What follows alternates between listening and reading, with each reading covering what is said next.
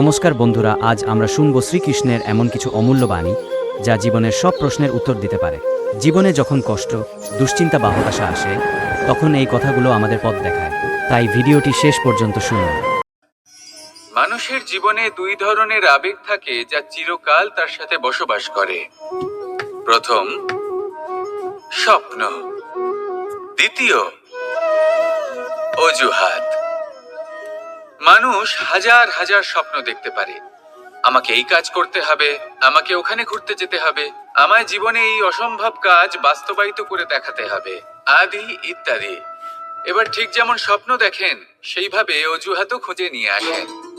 আমি এই স্বপ্ন পূরণ করতে পারলাম না, কারণ আমাকে কেউ সাহায্যই করলো না, কারণ আমি দুর্বল হয়ে পড়েছিলাম, কারণ আমার কাছে সময়ই ছিল না, আদি ইত্যাদি। এবার সাফল্য এবং অসফলতার মাঝখানে এই ধরনের সংঘর্ষ হতে থাকে। সাফল্য তখন লাভ করা সম্ভব যখন আপনার স্বপ্ন আপনার অজুহাতের থেকে অনেক বড় হয়, আর অসফলতা তখন পাবেন যখন আপনার অজুহাত আপনার স্বপ্নের থেকে অনেক বড় হয়।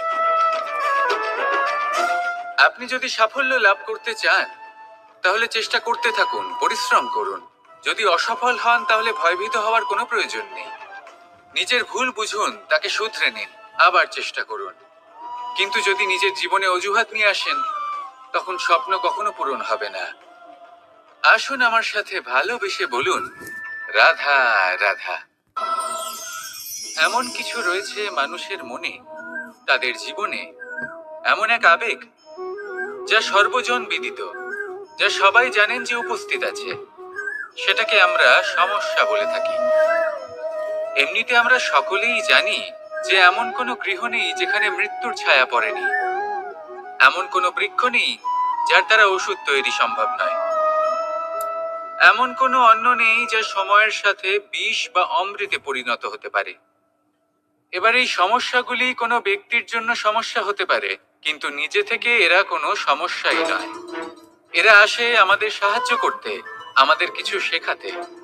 আপনি নিজেই দেখুন, পর্বতের শিখর থেকে কোনো এক পাখি পড়ে গিয়ে নিজের প্রাণ ত্যাগ করলো। সেটা কখন সম্ভব? যখন সেই পাখি ওড়ার চেষ্টাই করে না। তখন যখন কোনো ব্যক্তি জলে পড়ে যান এবং ডুবে গিয়ে নিজের প্রাণ হারান, এর সম্ভাবনা কখন বেশি থাকে? যখন সেই ব্যক্তি সাঁতার কাটার চেষ্টাই করেন না। তখন এই সমস্যা প্রত্যেকের জীবনে থাকবেই, কিন্তু এটা মনে রাখা প্রয়োজনীয় যে কোনো সমস্যা পরিস্থিতির কারণে সমস্যা হয়ে ওঠে না। এই পরিস্থিতি যখন আমাদের সামনে আসে, আমাদের তা কঠিন মনে হয়। আমরা নতমস্তক হয়ে পড়ি, ভয়ভীত হয়ে পড়ি, তার সম্মুখীন হতে পারি না। তখন তা সমস্যার রূপ নেয়। দৃঢ় হয়ে দাঁড়িয়ে থাকুন সাহসের সাথে, এই পরিস্থিতিগুলির সম্মুখীন হন। দেখবেন সমস্যা কখন সাফল্যে পরিণত হবে আপনি জানতেই পারবেন না। আসুন আমার সাথে ভালোবেসে বলুন, রাধা রাধা। দীপাবলি আমাদের সবথেকে বড় উৎসব। শ্রীরাম রাবণকে পরাস্ত করে 14 বছরের বনবাস কাটিয়ে আবার অযোধ্যায় ফিরে এলেন অমাবস্যার রাত্রে।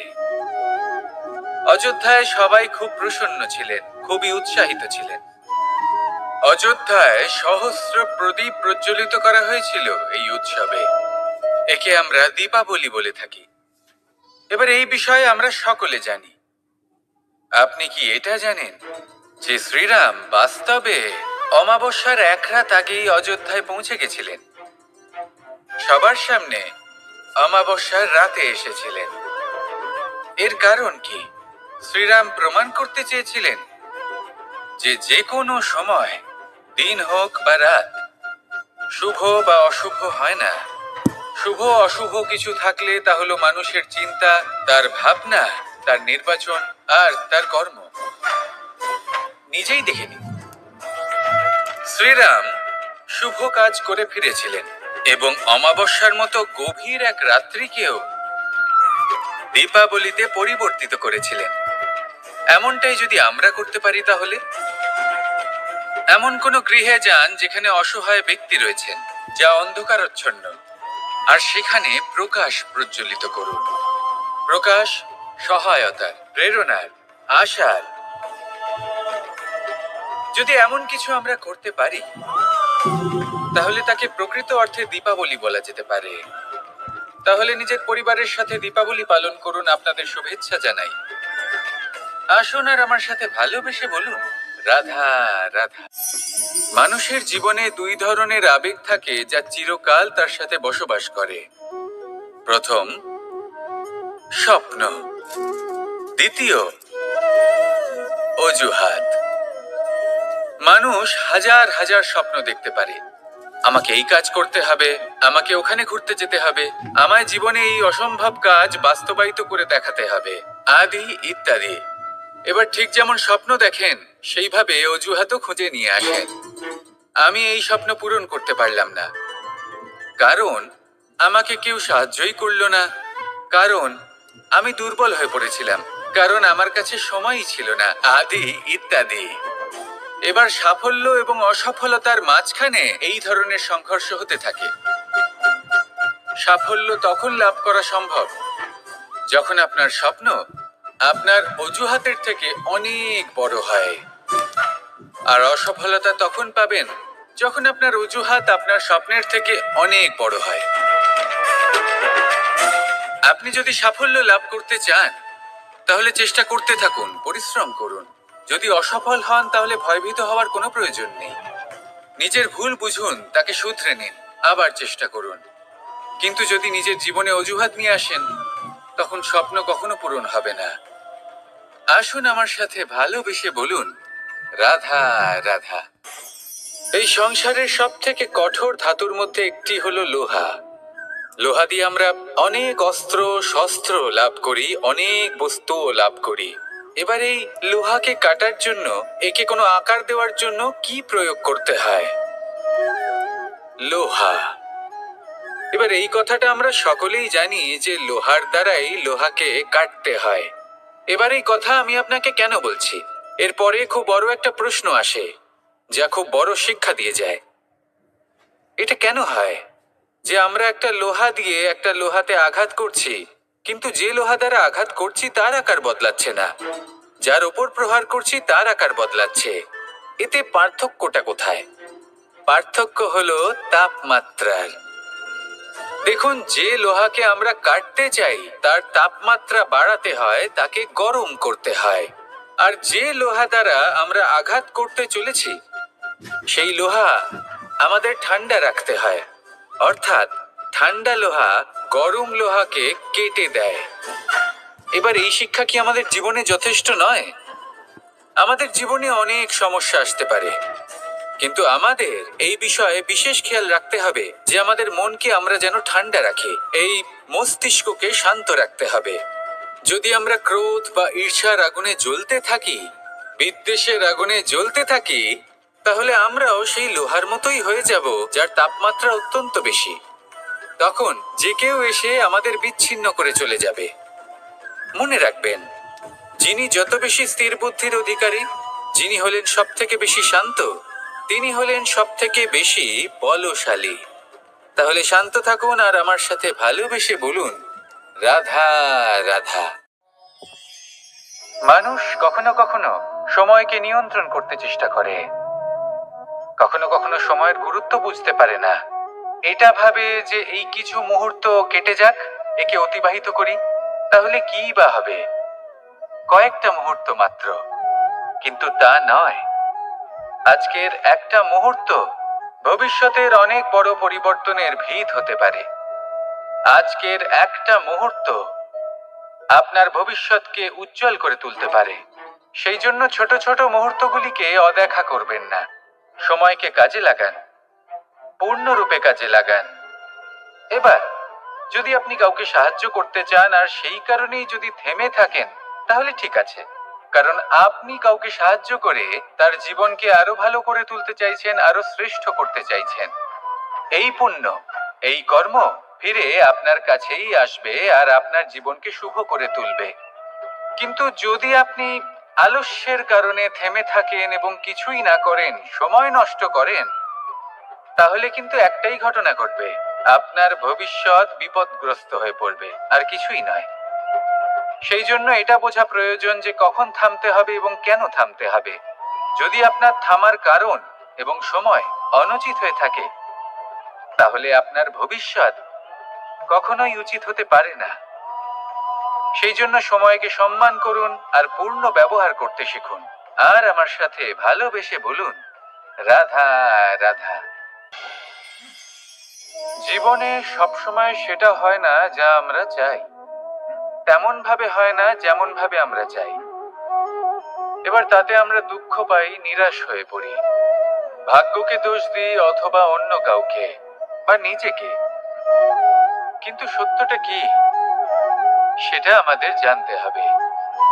এই সংসার নির্মিত হয়েছে পাহাড় দ্বারা এবং পাথর দ্বারা। তাই প্রত্যেক স্থানে ছোট ছোট ছোট ছোট নুড়ি পাথর তো অবশ্যই থাকবে।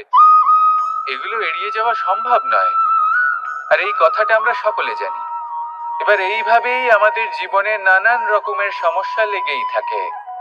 এর হাত থেকে কোনোভাবেই নিস্তার পাওয়া সম্ভব নয়। একটা সমস্যা এড়াতে যান, দ্বিতীয় চলে আসবে, দ্বিতীয় সমস্যা এড়াতে যান, তৃতীয় চলে আসবে। কিন্তু সমস্যা জীবনে থাকবেই, আর আপনাকে সাহায্য করার জন্যই থাকবে কোনো না কোনো রূপে। আপনার চারপাশে পাথর আছে, এটা আপনার উপর নির্ভরশীল আপনি কি করবেন, কোন পথে অগ্রসর হবেন এবং কিভাবে অগ্রসর হবেন। এবার দেখুন, এটা তো সবসময় সম্ভব নয় যে আপনার পদতলে ফুলের চাদর থাকবে, এটা তো অসম্ভব। সেই জন্য উচিত এটাই হবে যে আপনি পাদুকা পরিধান করে জীবনে অগ্রসর হন। এর সারমর্ম এটাই, যখনই জীবনে সমস্যা আসবে দৃঢ় হয়ে সম্মুখীন হন এবং এটা বোঝার চেষ্টা করুন যে এই সমস্যা জীবনে কেন এলো, কি শিক্ষা দিয়ে গেল। আপনার মধ্যে দোষ অবশ্যই থাকবে, তাকে গুণে পরিবর্তিত করুন। এই জীবন আরো বেশি সহজ সরল হবে এবং প্রসন্ন হয়ে বলবে, রাধা। বন্ধুরা, শ্রীকৃষ্ণের এই অমূল্য বাণী যদি আপনার মনকে স্পর্শ করে, তাহলে ভিডিওটি লাইক ও শেয়ার করুন। এমন আরও অনুপ্রেরণামূলক কৃষ্ণ বাণী শুনতে আমাদের চ্যানেলটি সাবস্ক্রাইব করুন। আমাদের এই মন, যা শুধুমাত্র অন্তরাত্মা দ্বারা দেখা যায়, এবার আমাদের এই মুখ, তা ঈশ্বর সকলকেই আগে থেকেই প্রদান করেছেন। কিন্তু এই মন কেমন হবে তা আমাদের জীবনের অনুভূতি এবং আমাদের জীবনের লক্ষ্য এগুলি সুনিশ্চিত করে। অর্থাৎ নেত্র দিয়ে দেখা যায় আমাদের এই মুখ, তা শুধুই এই কারণে প্রয়োজন যাতে সংসার আমাদের দেখতে পায়, আমাদের চিনতে পারে। কিন্তু যদি এই সংসারে আপনি প্রকৃত অর্থে মান সম্মান লাভ করতে চান, তাহলে নিজের অন্তরাত্মাকে আপনাকে বিকশিত করতেই হবে। দেখুন, কথায় আছে এই যে অসুর, তা শারীরিকভাবে উপস্থিত নয়, তা মনের মধ্যে থাকে। যদি এই মন থেকে অসুরকে বের করে দেওয়া যায়, তাহলে শরীরে তা উপস্থিত থাকবেই না। তাই মনকে শুদ্ধ করুন আর আমার সাথে ভালোবেসে বলুন, রাধা রাধা। পরিশ্রম, এই শব্দগুলি শুনতে হয়তো ছোট মনে হয়, কিন্তু এর মূল্য অনেকটাই অধিক। এবার প্রয়াসও কিন্তু দুই ধরনের হয়। একটা প্রয়াস তাই যা আমরা নিজের মন থেকে, অন্তর থেকে সমগ্র শক্তি দিয়ে করার চেষ্টা করি। এবারে এই প্রয়াস প্রচেষ্টার নামান্তর। কিছু প্রয়াস এমন হয় যেমন দ্রুতক্রীড়া খেলা। মানুষ বলেন, আজ একটু প্রয়াস করি, একটু দ্রুতক্রীড়া খেলেই দেখি, যদি বিজয়ী হই তবে ভালো ব্যাপার, যদি না হই তবে আর কখনো খেলবো না। এটাও কিন্তু প্রয়াস, কিন্তু এই প্রয়াস পরিশ্রম নয়। পাণ্ডবদের দেখুন, ওনারা যখন পরিশ্রম করেছিলেন তখন খাণ্ডবপ্রস্থকেও ইন্দ্রপ্রস্থ বানিয়েছিলেন। দ্রুতক্রীড়া খেললেন, সেই মুহূর্তেই ইন্দ্রপ্রস্থ হারিয়ে ফেললেন। পরিশ্রম করলেন, সগৌরবের রাজা হলেন। দ্রুতক্রীড়া খেললেন, তখন এক মুহূর্তে রাজা থেকে নিঃস্ব হয়ে গেলেন। সারমর্ম এটাই যে দ্রুতক্রীড়া কখনো কখনো আপনার মিত্র হতে পারে, কখনো সে আপনাকে বিজয়ী করতে পারে, কিন্তু প্রয়াস এবং পরিশ্রম যখন একসাথে মিলিত হয়, তখন তা সর্বদাই আপনার সাথে থাকে। প্রয়াস করতে থাকুন, পরিশ্রম করতে থাকুন, আর আমার সাথে ভালোবেসে বলুন, রাধা।